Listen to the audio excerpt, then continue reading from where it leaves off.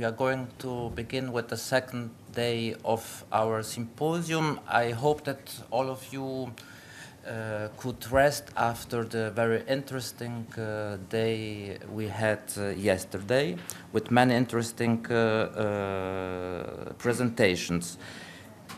It's a pleasure for me to introduce the first speaker of today, Cor van der Meer,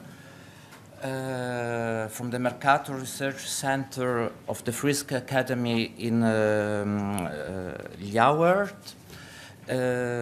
Cor van der Meer studied sociology in Groningen in the Netherlands, and then got involved in research in different linguistic fields. He is interested in multilingualism, in minority languages, and in language learning, especially in a European context. So his presentation has the title New Media for Multilingualism Practice and Research Questions. I give him the word. We started a little bit late, but I think that we'll have 40 minutes for the presentation and for a brief discussion. Please. Thank you, Georgio.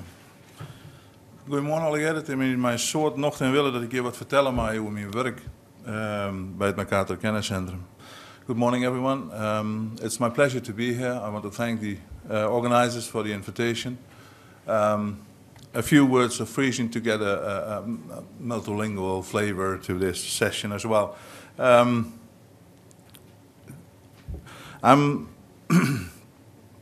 working for the Mercator Research Center. My background has been spoken about for Georgio. I got interested in this field of work, and especially in the world of social media, new media, and so on. That is what I would like to share with you. Some of my thoughts. Does it work? Yeah. Some of my thoughts a bit about my work, a bit about Friesland, and especially about the situation of social media at this moment in Friesland. It doesn't happen very often that you can see every day that your work is in the news nearly every day. I just lifted a few of the headlines which I saw passing by in my work last week. And I think this is one of the major reasons that it's such a dynamic world, and so many things are changing these days that it is a privilege to be working in this line of this field of work.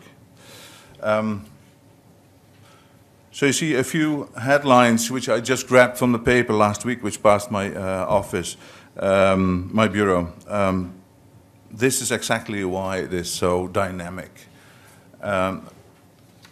Okay, first of all, I should tell you a little bit about the background of my work. I do work for the Mercator Research, as I said.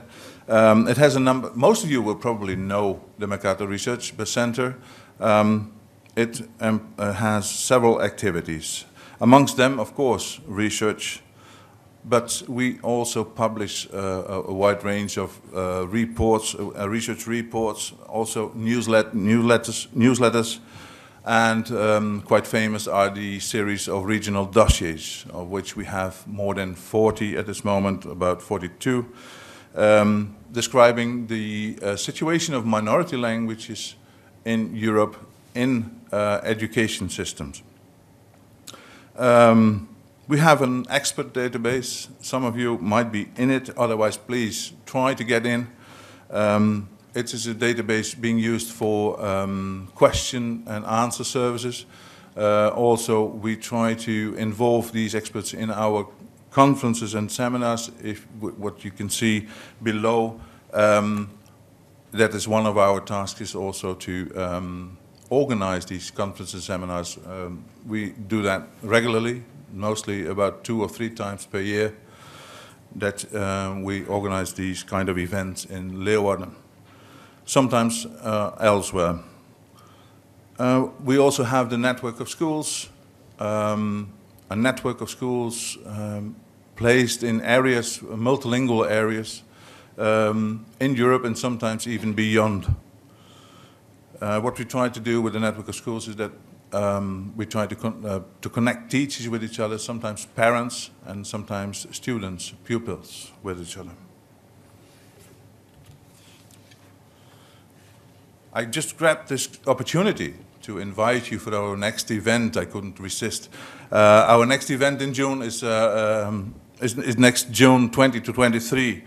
The International Conference on Language and Social Psychology, also called iClasp 13, which will take place in Ljouwert and which we organize in cooperation with the IALSP.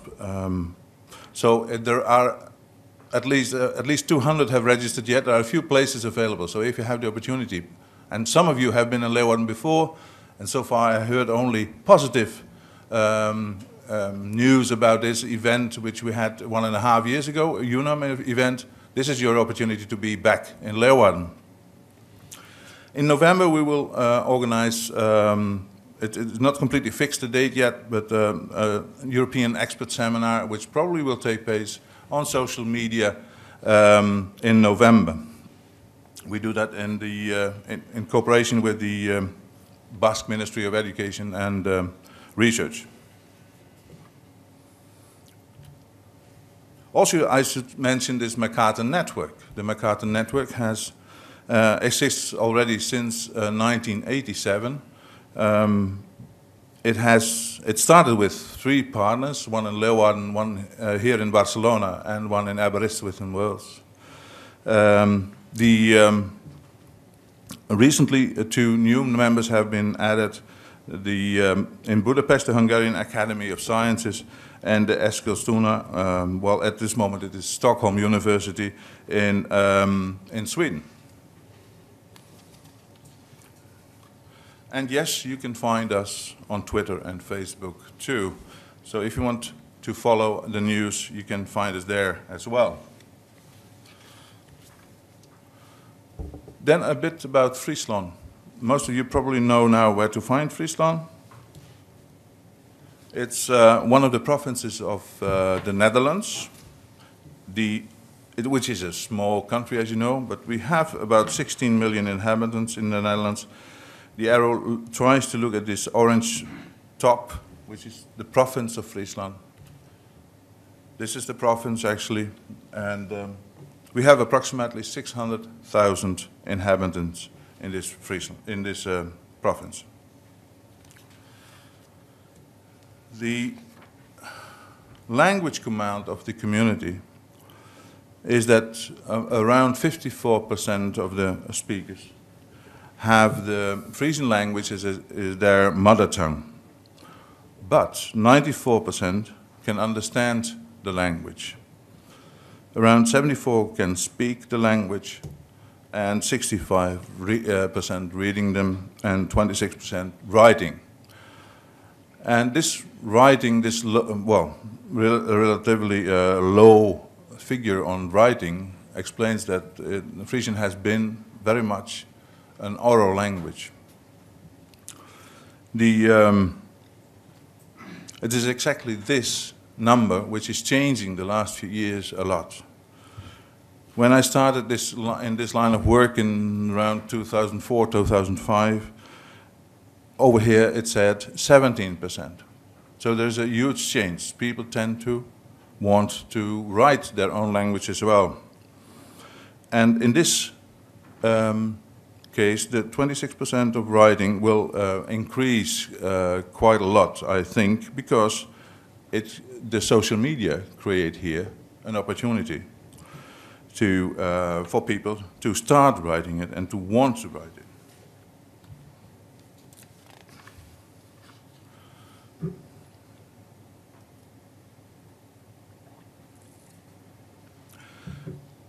My interest mostly was triggered by the work of, for example, Allard and Landry. Some time ago already, they worked on the what they call the linguistic vitality or ethno-linguistic vitality index. Allard and Landry or Howard Giles and Richard Burgess have been working on this for many years. And one of the results of their work, in my view, was we could see in the UNESCO Vitality Index, which was created in '93. And I'll come back to that later on. So, of course, the UNESCO in 2009 published its atlas using this Vitality Index about the endangered languages in the world. It's also the place where I should mention, in this line of thinking, I should mention also the work of mainly Mikel and Glyn have done in the years, in the 90s, last century, with this enormous project of Euromosaic. It's the same way of thinking that I think that they try to measure linguistic vitality, looking at a number of factors as well. What I projected the Language Vitality Index here of the UNESCO. What is very much of interest for me is, beside these 9 index factors, I should call them,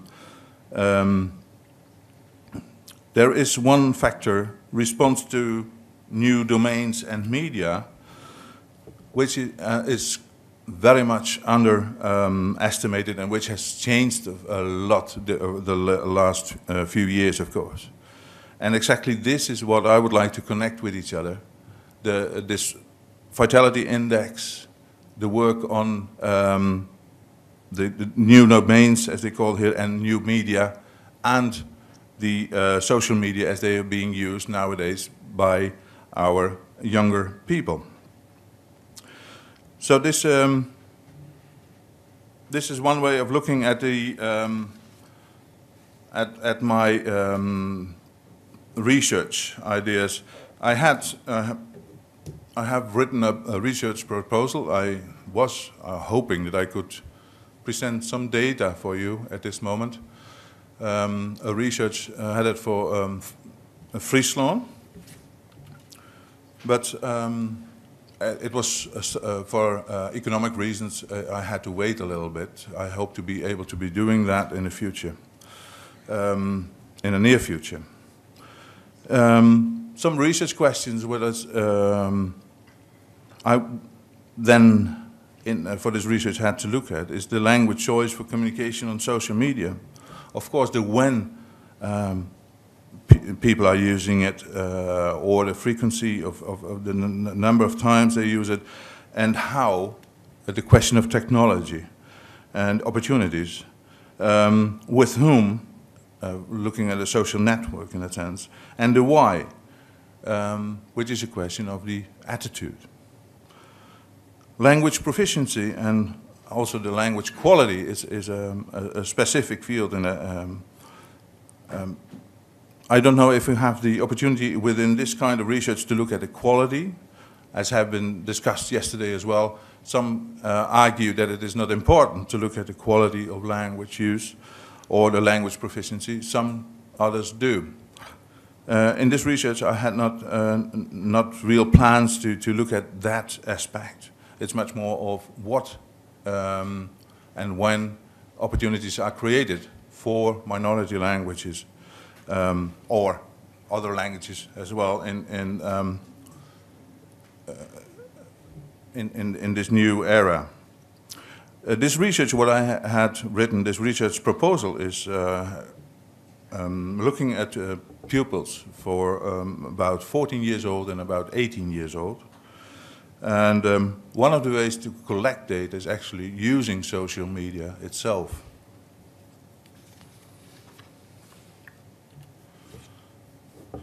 Possible effects of these usage of social media and what we can see nowadays or seem to notice is that language awareness raising in younger age groups than traditional methods. In in Friesland nowadays it has been estimated on rough figures, but that 80% of the users of this social media is between 18 and 40 years old.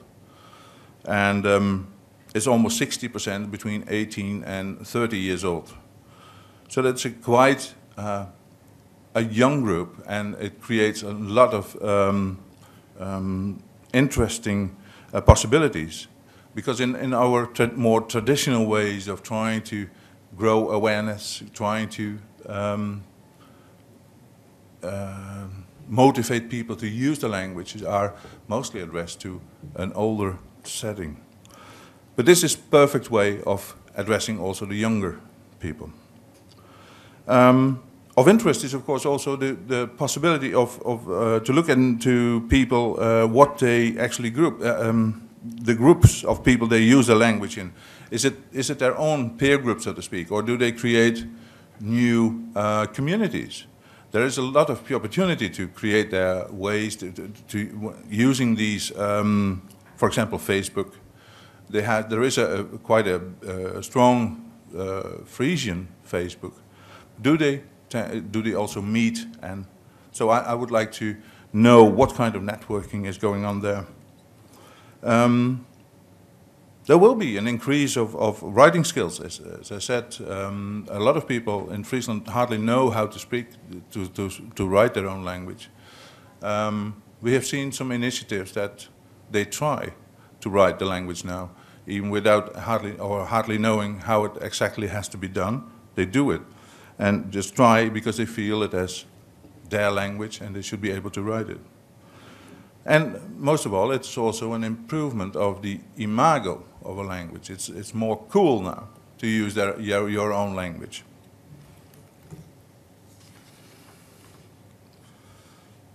Back to Friesland then. I think generally speaking, we may say that we are not doing so bad in Friesland. We are quite hard-working people trying to save our language.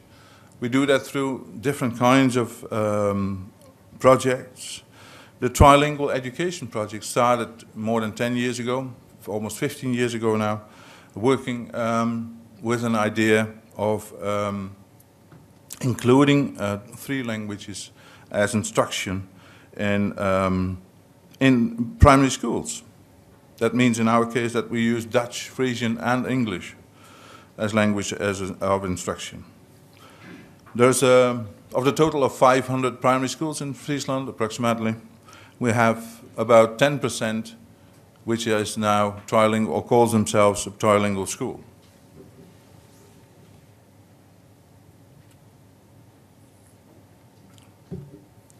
We have our ambassadors. This is my famous ambassador, Doutzen Cruz. She's a famous model. And she's living in New York, but she is very keen on and very concerned with her mother tongue.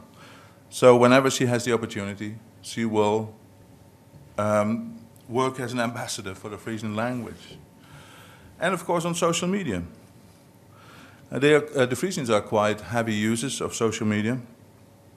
As said, in general, 80% of the users are between 18 and 44%.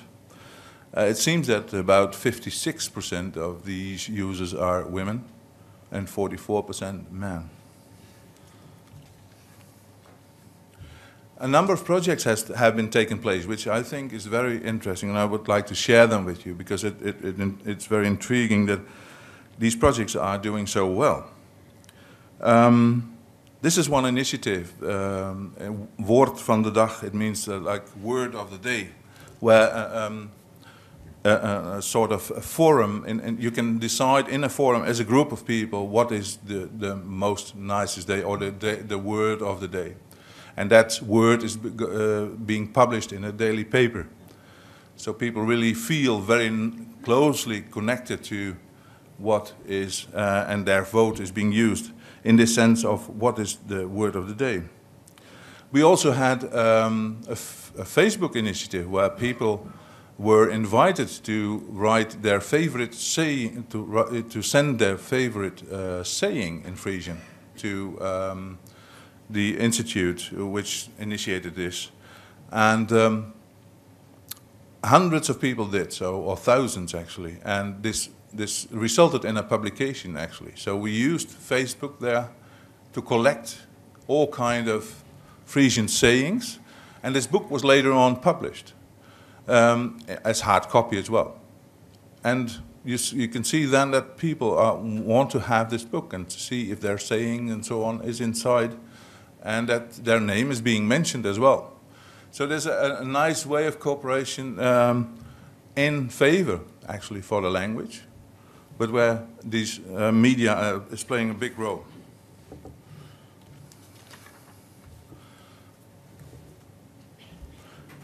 On 19 April, 1 month ago, almost 2 months ago, what is it? 1 month ago, we had a Frisian Twitter Day. It was an idea of someone actually tweeted it to one of our institutes, but it was used, this idea, and we sent it to the papers, and the papers took it and loved the idea, and it was published greatly in the daily papers. So we used this Twitter Day that nearly everyone tried to Twitter in Frisian. A lot of people didn't know how exactly, but they did. And that is wonderful to see that so many people took this opportunity as if it was something special. In fact, they can do it every day. But just to call it a Frisian Twitter Day grew the awareness, and people started doing it. And a lot of people felt, actually, also that this is silly, that I hardly know how to write my own language. So they were, some of them were downloading a simple app we have now, which is a simple dictionary in Frisian, which can help them in an easy way to find their own words and to write in Frisian, in that sense. So a big success. This little app we have with this small dictionary has been downloaded after this day more than 6,000 times, which is quite a number in our small community.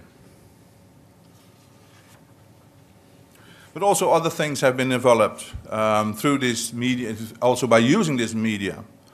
We have the Safe Sex campaign, which was developed completely in Frisian, or sideways in Frisian as well, where we use the social media also to bring it to younger people.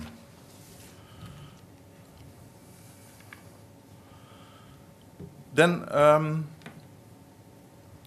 another aspect of new media, which is in fact of course the e-learning and so on. A lot of people have been talking about this. I think we have a nice program in Friesland, which I would like to mention here as well. It's called Fryske.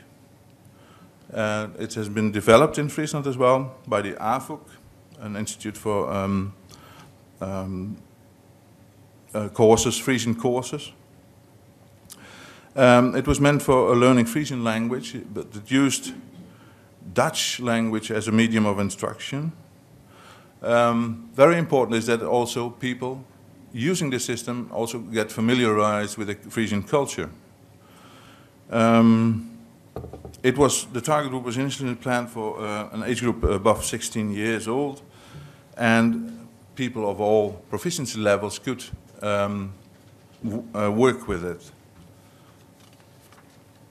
What is making it quite nice is that people could learn language and culture through text, and you can look for text or the kind of text you like yourself, which is according to your own interest. So there's a lot of text available, and you can choose the kind of texts and which you like yourself. It could be a hobby or whatever, or connected to your work.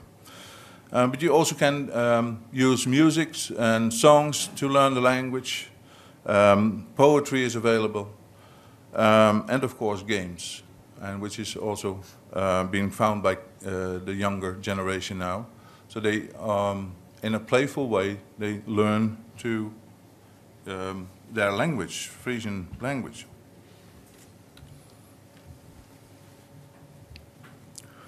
The defined user groups of this package is, which is quite simple available. I should add that this is, you can find it on the internet. You can try it for 3 months for free. After that, you are supposed to pay 10 euros per month by using this system. There's a general interest public is approximately between 30 and 40 years old. Also new students are using this package. And of course the students already following courses in Frisian.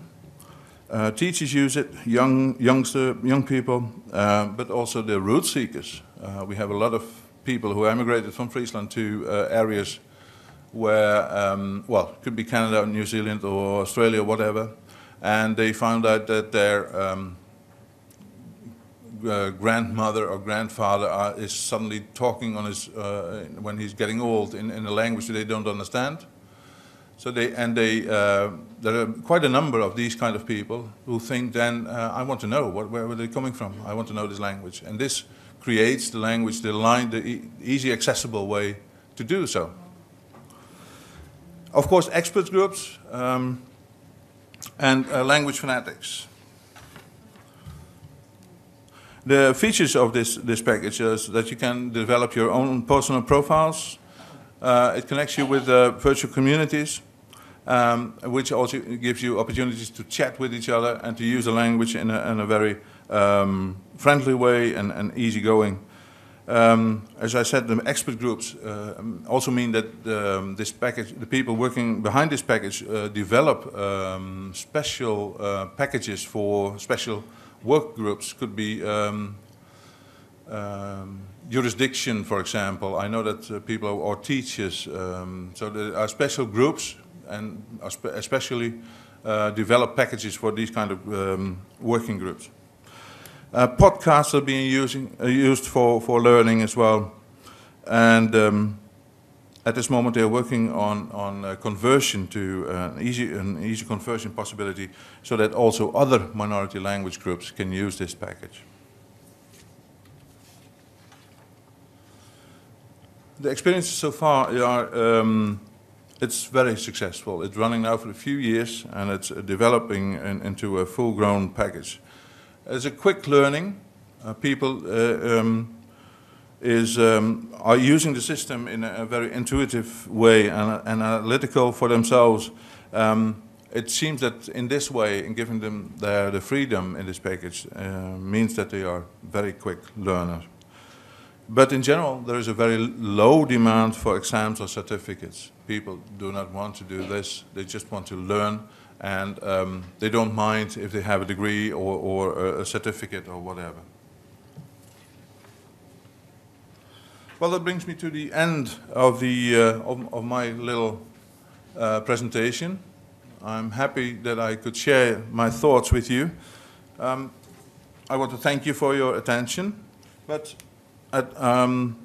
what I would like to stress out is that in the future, I hope to be able, near future, I hope to be able to do some international research on the use of social media, especially aimed at the opportunities, chances it gives for minority languages, regional minority languages in Europe. I'm looking forward to hear from you if you are interested in the same field, if you want to do research yourself. I think it's important to do some comparative research in this sense.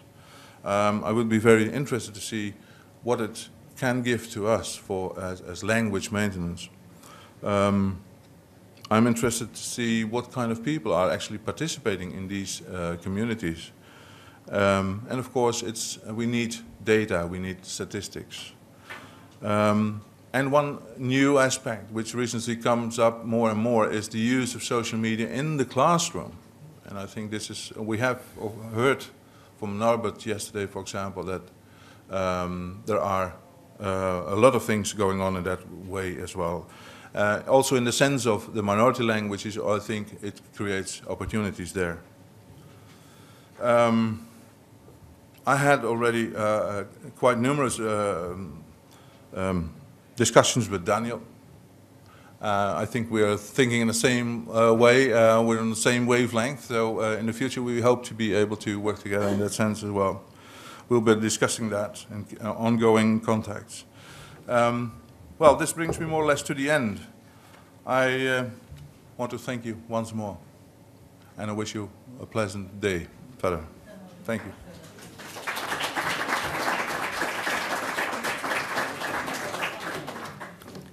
Thank you very much for this very interesting presentation. I think you gave us a very interesting insight in the manner how the new media, the new social media can foster, enhance the use of minority languages. Speaking about a very special case. I think there are some questions for you, so I open the discussion.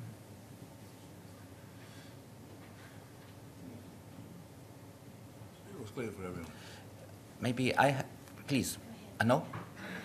Maybe I have a small question. Did I understand correctly when you spoke about trilingual education, only 10% of the primary schools offer teaching in 3 languages? That's right, yes. And why only 10%?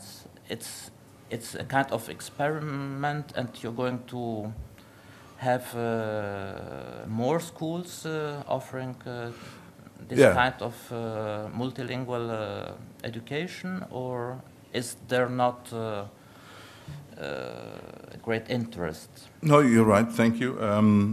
Well, it shows that the language itself was a language with a low status, and it was considered, well, we're talking about a long time ago, but as the farmer's language in that sense, and it shouldn't play a role in education. That slowly changed, and a number of times people have tried to include it in the curricula. But only since 1997, when we really started to do some work on this, and one of my colleagues also initiated the project, and we started with 7 schools actually, and that number and was closely followed by research, and it showed that it worked very well, and that. There are a few stumble blocks. One of them is the parents, because the parents sometimes think that, oh, if you have where it's Frisian in your head, you can't have English in your head or something like that. So that is one of the major stumble blocks, and that has changed over the years. So when we could show them the results and the good figures also their kids had on school. So from the 7 schools where we started with in 1997, it has slowly grown over the years to 50, and it still slowly grows, the network. Thank you.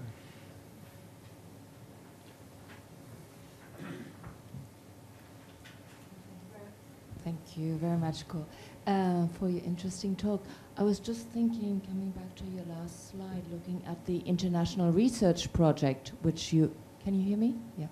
Looking at the international research project, I wonder whether you might want to explore something which is happening, which is being initiated in the US.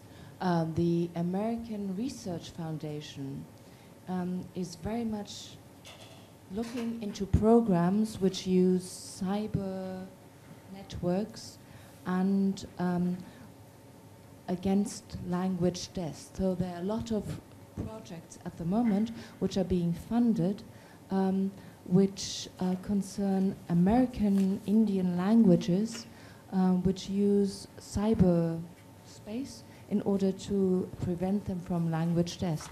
So this might be something perhaps, if you wanted to take it across the European level, to look into. Yes. Well, that's very good comment. Thank you for that, Claudia. We will certainly look into that.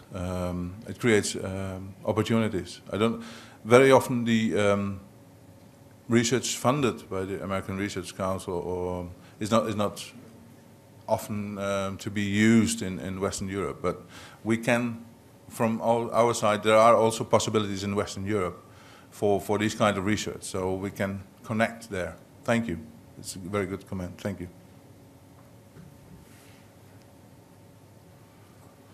For a very interesting presentation, Cor. I just want to share a couple of points of information about things we're doing in Ireland. We have an excellent online Irish-English, English-Irish dictionary, and access is free to all. It is maintained by the Fiontar, which is Enterprise Programme of Dublin City University, and it receives public funding to enable it to do this. It also has developed a new website with the official, authentic Irish place names given. So if you wanted to find out the correct Irish place name for some village, which you knew only in English, you could look up this and you find it. Another thing we have, and it's something I use quite often and I find it very useful, is a resource what we call Akfin, which means resource. And it's a forum of people, anyone can join, no charge, for people working in Irish or with Irish. And if you have a question which might relate to phraseology or how, for instance, I remember there was a recent discussion, what is the best way in Irish to say thinking outside the box? This terrible term that was developed recently in the English language. And you would be unfortunate if you didn't get 4 or 5 different suggestions. So it's really people pooling their expertise, pooling their information, and really at no cost to anyone. I think the work you're doing is very commendable. I would add one word of caution. I find that things like proverbs, sayings, snatches of songs and that, be careful, be very careful that you don't turn Frisian into something folkloric. Mm-hmm. It's a mistake we made in Ireland, that's why I say it. If you want a living language which is going to be L1 for a definite community, okay, if you have L2 people using it that way, that's great, but be careful, be very careful. Thank you. Thank you. Hi, sir. Good morning. I'm coming from Brazil, and I'm studying here in Spain. And I just wonder if I understood well about the levels of people who speak and understand the language on your country. I never knew about Friesland, I'm sorry, but from now on I will talk about it. But I would like to know the main reason, because I come from Brazil, and the poverty is the main reason we don't understand, or we don't talk, or we don't know how to read. And I just would like to know this as a curiosity of what's the main reason they don't speak or they don't know how to write the language on your country. Okay, thank you. Well, the main reason I think that the language is not being written, or that people don't know how to write their own language, is that we speak the language, so it's an oral language mostly. Most of the people, well, like me, never had any Frisian word, heard any Frisian word on school, except for the schoolyards, where the kids tend to speak, to use the language for their own. But as soon as the school door closed, we were forced to speak in Dutch again. So that is the main problem. It's only 10 years ago that I had written that 26% now, that 26% of the people know now approximately. And that's a self-estimated questionnaire where I got this from. Know how to write their language, but it's only when I started in this line of work 8 years ago, I was still writing 16 or 17%. So it is very a low amount of people who are actually using it, and we are one of the only institutes who are really in daily practice using the Frisian language and trying to promote it in that sense, and trying to make people aware. And that's exactly why I am so happy with these and intrigued by these social media, because people feel it as the language of their heart. but they were never able to use it almost. They didn't know how to write it. And through Twitter and so on, the media, which are not, I mean, it's not like writing an official letter. So they don't mind about making mistakes or writing you with a U. So that sort of thing happens, of course, all the time. And so that's why I think these new media create a lot of opportunities also for the smaller languages. So there's I a have last question, then we have to move on to the next paper. I wanted to put two questions, but I only... No, only one. Only one.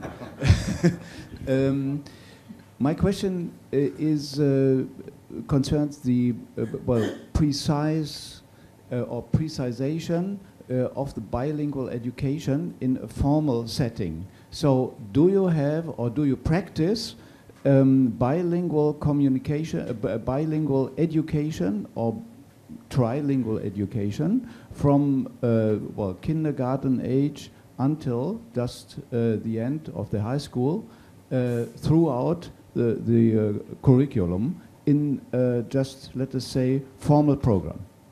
Is that just realized, and is that maybe a model which could be transferred to other countries, for example, to Turkey or something? Thank you, Jochen. Maybe I should give my colleague the word, actually, because my colleague Alex is a lecturer in this kind of work, and he's working hard to try to get the complete line of education in a trilingual setting. So we're working hard in that sense. We have now the preschool places in Frisian available. We have the primary schools, as I just mentioned. And secondary school, there are a few options, but not too many. And on higher level, there is hardly anything. But if you want a complete answer, you should ask Alex in that sense for better figures, perhaps in the coffee break. Yes. Thank you very much for the presentation and for all the answers you gave us. Thank you.